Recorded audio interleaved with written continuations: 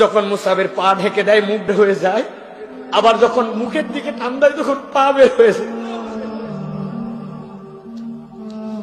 যেই মানুষ 200 দিরহাম দিয়ে কাপড় পরতেন, তার থেকে বেশি দামি কাপড় কেউ ছিল না।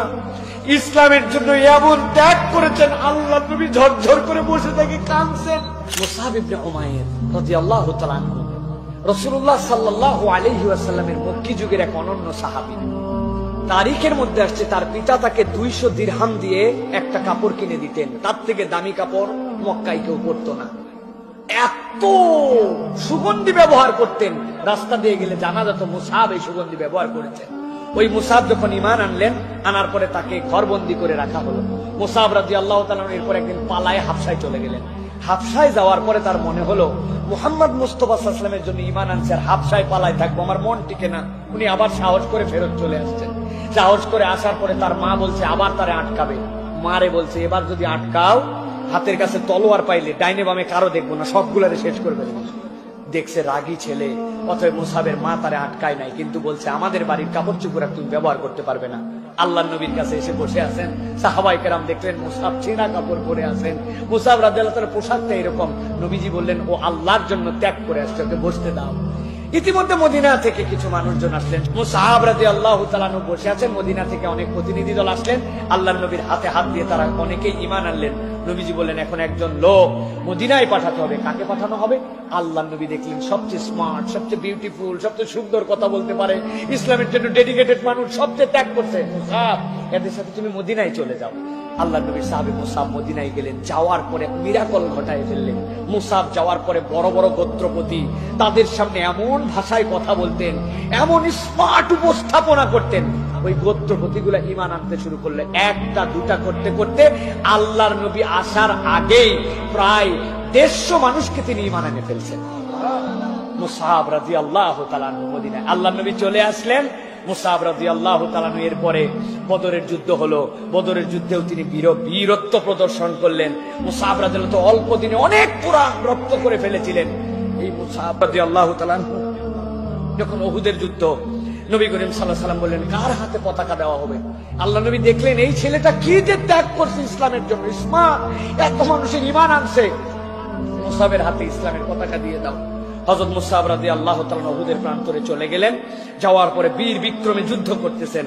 হযরত মুসআব রাদিয়াল্লাহু তাআলার হাতে যখন পতাকা ছিল, হঠাৎ করে তিনি মুসলমানদের যে সাময়িক বিপর্যয় হলো, ওই বিপর্যয়ের সময়ে তিনি দেখলেন রাসূল সাল্লাল্লাহু আলাইহি ওয়াসাল্লামের দিকে ধেয়ে যাচ্ছে।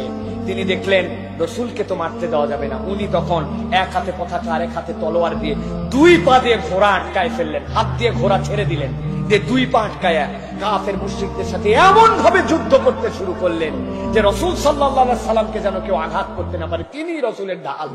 এমন সময় ইবনুল কামিয়া বলা হয়, এই লোকটা মুসআব রাদিয়াল্লাহু তাআলা ডান হাতে কোপ দিয়ে দিল।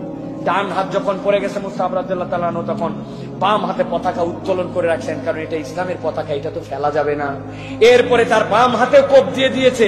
দেওয়ার পরে হযরত মুসআব রাদিয়াল্লাহু তাআলা মুখ দিয়ে আর 2 পা দিয়ে খামচায় ধরলেন পতাকা, যেই পতাকা তারপরে যাওয়া যাবে না।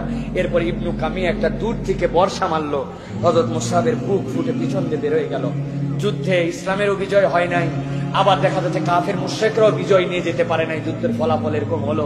আল্লাহ রাসূল সাল্লাল্লাহু আলাইহি ওয়াসাল্লামের দন্দন মোবারকের মধ্যে রক্ত, সেইটা টেনে তোলা হলো। নবীজি এরপরে সাহাবীদের খবর নিতে লাগলেন, বলে আমার মুসআব কোথায়, আমার মুসআব কোথায়? সাহাবায়ে কেরাম একদল এসে বলে ইয়া রাসূলুল্লাহ, মুসআবের উভয় হাত কাটা, কিন্তু তারপরেও সে ইসলামের পতাকা ফেলতে দেয় না। তার মুখ দিয়ে আর বুক দিয়ে সে ইসলামের পতাকা ধরে রাখছিল। আল্লাহ নবী বললেন কবর খোঁড়ো, মুসআবকে আমি কবরে নামাবো। আল্লাহ নবী মুসআব রাদিয়াল্লাহু তাআলাকে যখন কবরে নামালেন, আল্লাহ নবী সাল্লাল্লাহু আলাইহি ওয়াসাল্লাম বললেন মুসআবের পাটা ঢেকে দাও না। যখন মুসআবের পা ঢেকে দেয় মুখ বের হয়ে যায়, আবার যখন মুখের দিকে টান দেয় তখন পা বের হয়ে যায়। যেই মানুষ 200 দিরহাম দিয়ে কাপড় পরতেন, তার থেকে বেশি দামি কাপড় কেউ ছিল না। ইসলামের জন্য এমন ত্যাগ করেছেন, আল্লাহ নবী ঝরঝর করে বসে থেকে কাঁদছেন আর বলছেন মুসআবের জন্য তোমরা দুঃখ পেও না। মুসআব আল্লাহর জন্য এইগুলা ত্যাগ করছে, আল্লাহ তার জন্য জান্নাতে কি ব্যবস্থা রাখছেন এটা কেবল আল্লাহই জানে। এই হচ্ছেন মুসআব ইবনে উমাইর। তিনি হচ্ছেন যুবকদের আইডল। তিনি ইসলামের পতাকা কখনো মাটিতে ফেলতে দেন নাই। ও যুবক, আমি বলবো ভাই, তোমার দুনিয়ার বেশভূষা, দুনিয়ার চাকচিক্য, দুনিয়ার স্মার্টনেস, এটা অর্জন করা অথবা বর্জন করে দিতে ইসলাম বলে না। তবে এইটাকে তুমি আল্লাহর জন্য ডেডিকেটেড বানাও, তোমার সকল কিছুকে আল্লাহর জন্য উৎসর্গ করে দাও। আল্লাহ রাব্বুল আলামিন তোমার জন্য মুসআবের জিন্দেগি দান করবেন ইনশাআল্লাহ।